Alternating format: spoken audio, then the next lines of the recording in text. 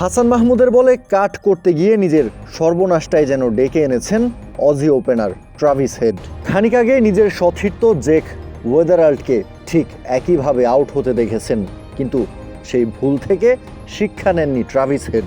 Out হওয়ার পর তার প্রতিক্রিয়ায় বলে দিচ্ছে সে কথা, যেন রাজ্যের হতাশা এসে ভর করেছে ট্রাভিস হেডের মাথায়। এরপর ঘটিয়েছেন অবাক করার মতোই এক কাণ্ড। ইনসাইডে যে বল স্টাম্পে লেগে বেল উড়ে গিয়েছিল, সেই বেলগুলো কুড়িয়ে আবার স্টাম্পে লাগিয়ে দিয়ে গেছেন ট্রাভিস হেড নিজেই। আর হেডের এমন কাণ্ড দেখে কমেন্ট্রি বক্সে অবাক বনে গেছেন অ্যাডাম গিলক্রিস্ট।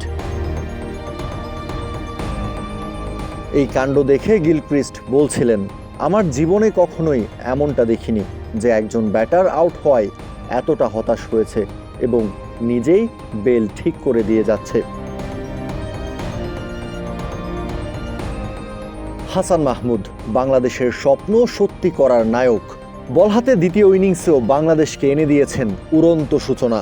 ইনিংসের দ্বিতীয় আর নিজের প্রথম ওভারেই অজি ওপেনার জ্যাক ওয়েদারাল্ডকে বোল্ড করে স্পষ্ট বার্তা দিয়ে দিলেন, এই ম্যাচ জয়ের কোনো সম্ভাবনা নেই অস্ট্রেলিয়ার। প্রথম ইনিংসের পর দ্বিতীয় ইনিংসেও বল হাতে মুনশিয়ানা ছড়াবেন বাংলাদেশি পেসাররা।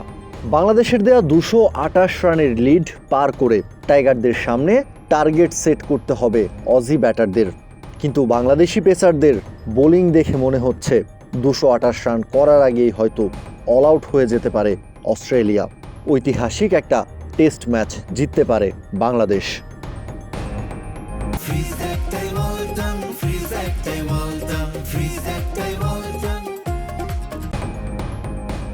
অবশেষে বল হাতে টানা 3 দিন আর 138 ওভার পর বাংলাদেশকে অল আউট করতে পেরেছে অস্ট্রেলিয়া।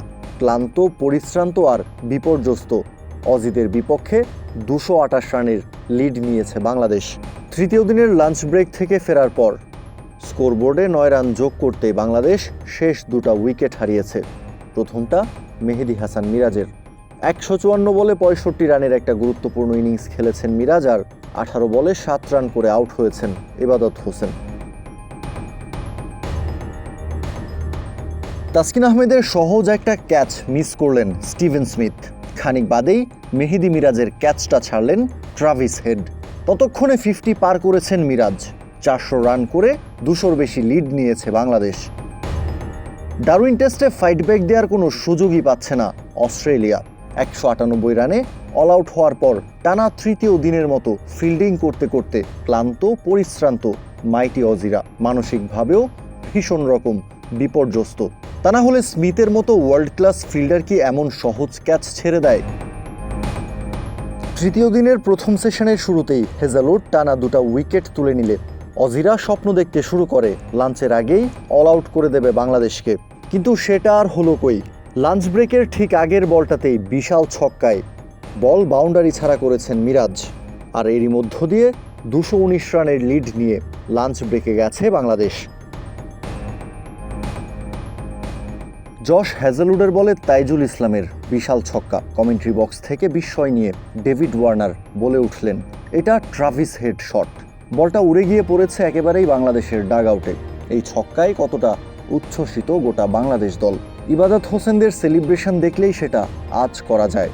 অজিদের চোখে মুখেও তখন রাজ্যের অস্বস্তি। হাসান মাহমুদের পর কি এবার তাহলে তাইজুল ইসলামও ভোগাবেন কামিন্স, স্টার্ক, হেজেলউডদের? না, হেজেলউডের ওই ওভারেই ক্যামেরুন গ্রিনের হাতে ক্যাচ দিয়ে ফিরে গেছেন 23 বলে 17 রান করা তাইজুল ইসলাম। এর আগে দিনের শুরুতেই হাসান মাহমুদকে ফিরিয়েছিলেন হেজেলউড। অজি পেসারদের ধৈর্যের শেষ সীমায় ঠেলে দিয়েছিলেন হাসান 92 বলে 14 রানের একটা কচ্ছপ গতির ইনিংস খেলে। এর আগে 153 রানের লিড নিয়ে ডারউইন টেস্টের তৃতীয় দিন ব্যাট করতে মাঠে নেমেছিল বাংলাদেশ দল। মেহেদী হাসান মিরাজ এবং হাসান মাহমুদ বাংলাদেশের এই 2 ব্যাটার গতকাল তৃতীয় সেশনের শেষটা সাবধানী ব্যাটিংয়ে কাটিয়ে দিয়ে তৃতীয় দিনের খেলা শুরু করেছিলেন। কাউসার শান্ত, ক্রিক ফ্রেঞ্জি।